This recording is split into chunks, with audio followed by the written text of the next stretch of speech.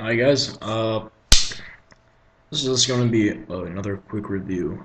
This is going to be probably my first knife review actually. I'm going to try to keep it short but accurate, so just bear with me. I haven't made videos in a long time, and this is my first day really getting back to doing it.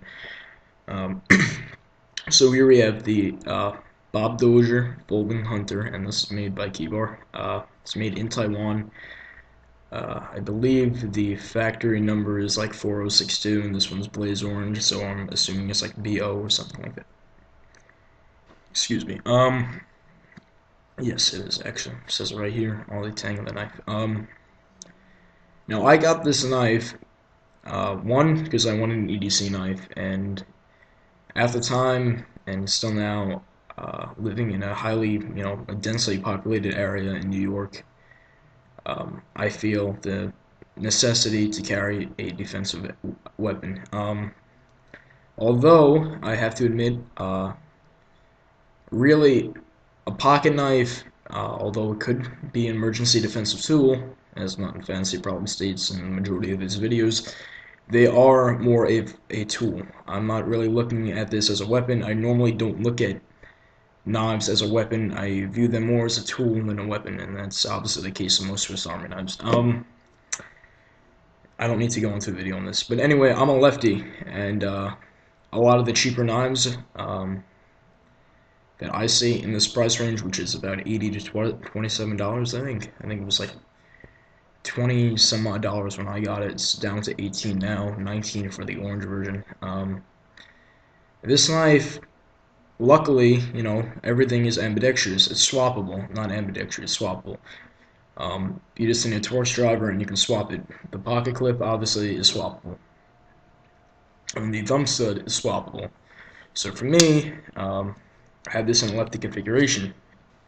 So if it's in my pocket, I can just, draw it. And, sorry, getting used to the webcam here. And it does draw quite quickly. And I'll see if I can actually do it on camera here instead of fooling around. But yeah, it does deploy quickly. Which kind of makes the whole idea that, the one-handed operation issue with the spring-assisted or fully automatic knives kind of depletes the issue because I can operate this as quickly, so it doesn't really make sense. Government doesn't really want to realize that. And it is, I can operate it with one hand. It is a lockback.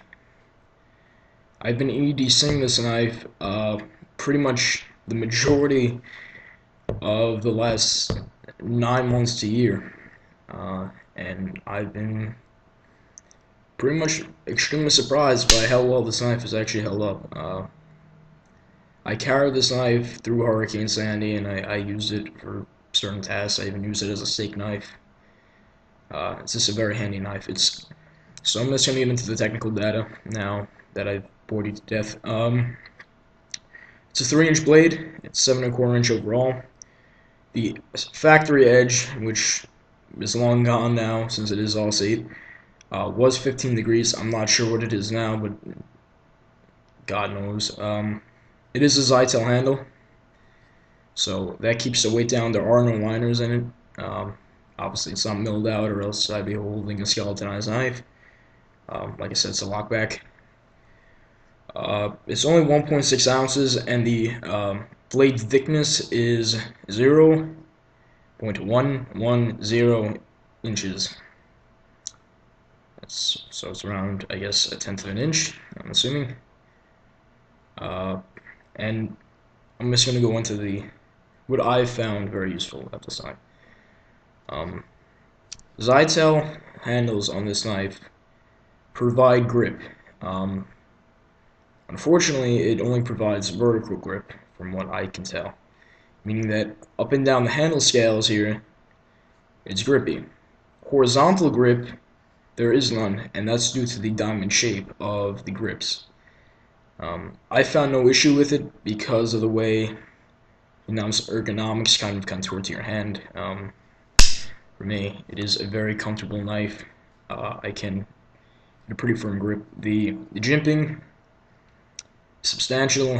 It is there. It will lock your thumb in.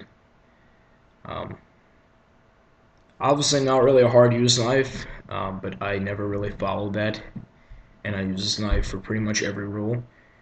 Alright, so now the not so good things, and pretty much just my opinion on the knife. It does have a lanyard opening for paracord. Now what I've noticed, and this is without abuse, this happened earlier on before I really started using the knife heavily.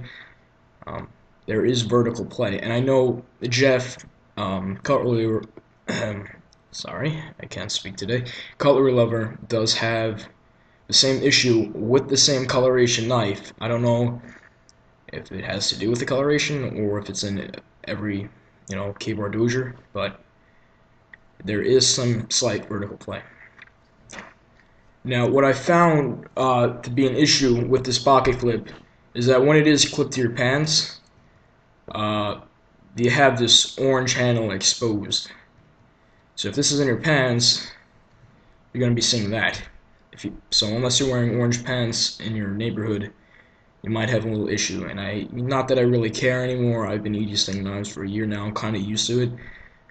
But people, if they do notice, and I'm in one of those parts of New York that they hate knives, but they know about them, they're not so ignorant as to not know what a pocket knife looks like. They still hate them. So they will notice it. Most people in my neighborhood won't say anything. Some people will look at you like you're insane. I'm protected, and that's fine by me. If they want to be unprotected or to rely on the cops to protect them, that's fine by them. The coating on this blade is good. It is, well, it's not great. It will do what it's meant to do, and that's cover up the blade, essentially. It is painted on. It will not last if you're batoning with the knife. I don't recommend you obviously baton with the knife. The pocket clip, the paint held up pretty nice on this for something I've been EDCing a year. There is a bit of wear and tear, but that's obviously normal. It is a stiff pocket clip. If you're wearing, thicker pants or jeans or trying to clip this to a belt, you might run into a little issue. It won't rip your pants up or anything like that, because obviously, you have that horizontal slippage, I guess you can call it. Aesthetically, I do really like the knife, and that's one of the things that drew me to this knife. Aesthetically, it is very nice. You have the Dozier logo here.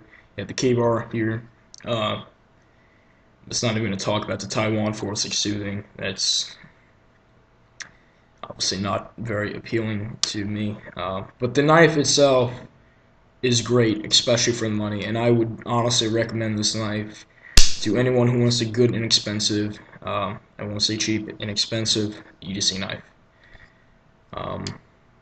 So, I mean, that pretty much wraps it up. If you have any questions, please comment. I will gladly answer them. I cannot say enough about this knife. Alright, so guys, thank you. Have a nice day. Thank you for watching.